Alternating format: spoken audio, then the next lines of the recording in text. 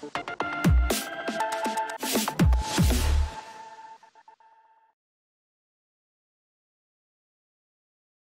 everybody, welcome to Crazy Tech Lab, and today I have with me a One RTX 3080, and today we are going to be looking at the thermal performance of this crazy graphics card with its crazy cooler. It's the double-sided, and looking at the performance in the NZXT H1 mini-ITX case. And this is going to be a series of videos where I'm going to be looking at the thermal performance of this graphics card in a series of mini-ITX cases, such as those from Cooler Master and Fantex.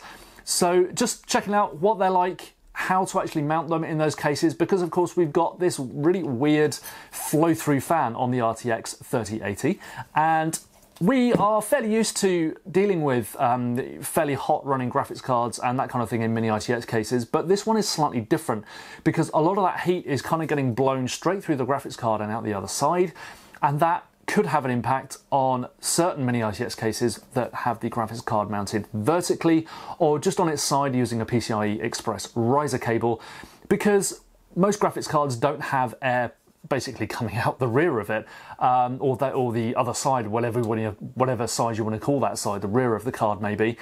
We might have air going out the rear of the card, out the PCI Express slot. We might have air coming out vents.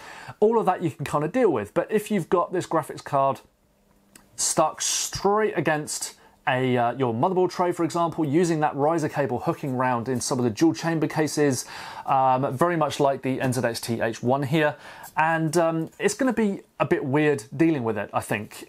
So maybe you might want to consider water cooling your graphics card, or your RTX 3080 should I say, because not all graphics cards have this kind of crazy flow-through fan, of course. But basically what I'll be doing is just running through a handful of cases that have been picked out online. I've asked a number of people as to which cases they would like to see tested with the RTX 3080. So it's going to be very, very interesting, and I for one am looking forward to seeing what actually happens. I've done thermal testing on this card just on a test bench, and it handles itself pretty well. It's very quiet. It keeps the actual GPU core a lot cooler than the RTX 2080 Ti as well, which is good to see. It does get pretty hot though, the actual heatsink, so it's actually definitely doing something. And that means that you're going to want some kind of, residual airflow inside your case. The card will definitely make use of that. But obviously, with a mini-ITX case, your main concern is what is going to happen to the hot air that is coming out the other side of the card, potentially just slamming straight into your motherboard tray and not really going anywhere. So that's what we're going to be looking at in this series of videos. And today we're starting it off, kicking things off with the NZXT H1. For now though, don't forget to subscribe to Crazy Tech Lab and turn on those notifications so you will be aware when I upload a new video. Having your support means a huge lot, and it just means that I can spend more time doing great videos like this basically. So don't forget to hit that subscribe button and turn on notifications. First, a big thank you to U2Key.com for sponsoring today's Crazy Tech Lab video. It offers a whole bunch of software at crazy low prices, and you can get things even cheaper by using the code CAT24 to get 24% off Windows 10 Pro. You can also use CAT24 to get 24% off Office 2019 Pro. Meanwhile, CAT15 will get you 15% off Windows 10 Home. You can also use CAT15 on Office 2016 Pro as well. Finally, you can use the code CAT10 to get 10% off all the other software on its website. So once again, thank you to U2Key.com for sponsoring today's video, and head over to its website for great low prices on your software.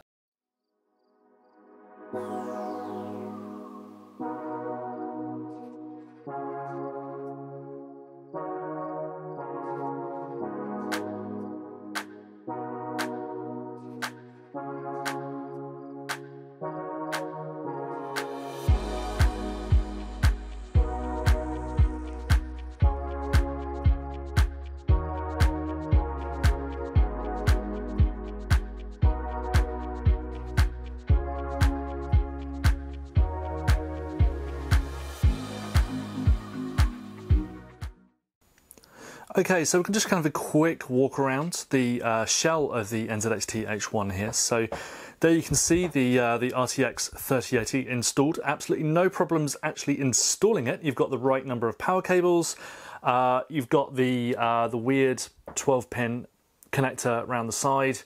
And yeah, no real problems getting it in. One word of warning though is that the riser cable in the NZXT H1 that you can see down here is only Pci Express 3.0 compatible. I know a lot of people are aware of that from trying to install AMD PCI Express 4.0 graphics cards, in this case with either a B550 or an X570 chipset motherboard, which is also PCI Express 4.0 compatible, of course.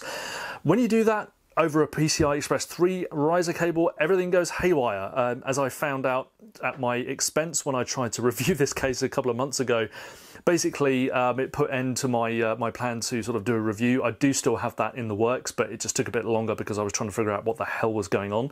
So RTX 3080 obviously is PCI Express 4.0 compatible, so if you are going to use this with an X570 or B550 motherboard, you will need to disable PCI Express 4.0 in your motherboard BIOS. So the Gigabyte board that I've got here, the X570 Aorus Pro I think it is, that one has the option to do it. Most other boards do as well.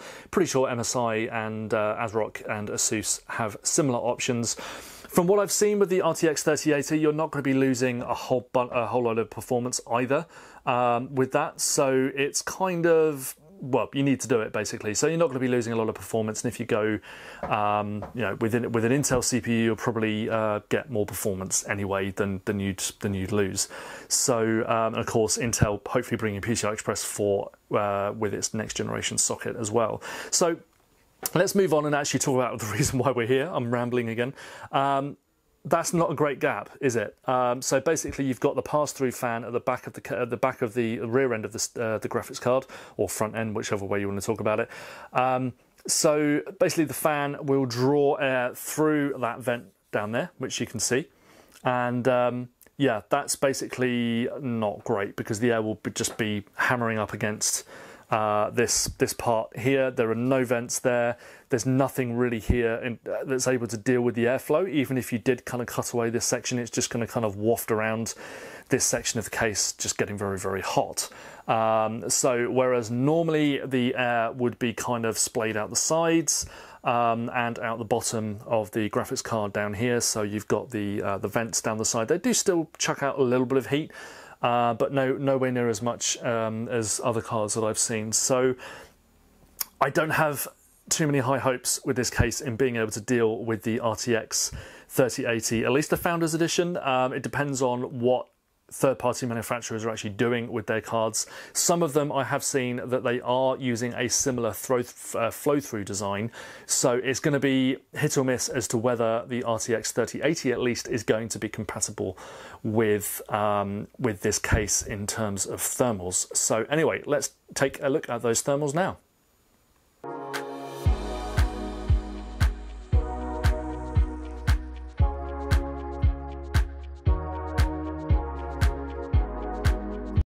Okay, moving on to the thermals now then, and my test system includes a Gigabyte X570i Aorus Pro Wi-Fi, and that has an AMD Ryzen 5 3600 XT running at stock speed in there as well. But of course the main focus here is on the GPU thermals, and my open test bench is fairly similar to what you would see from a decent performing ATX case with reasonably good airflow. I don't have that many comparison numbers here yet because I've been focusing on the RTX launch, so I've only managed to get the NZXT H1 out the door in terms of comparison numbers. But anyway, if I drop in those numbers for the NZXT H1 now, you can see that the thermals are pretty appalling.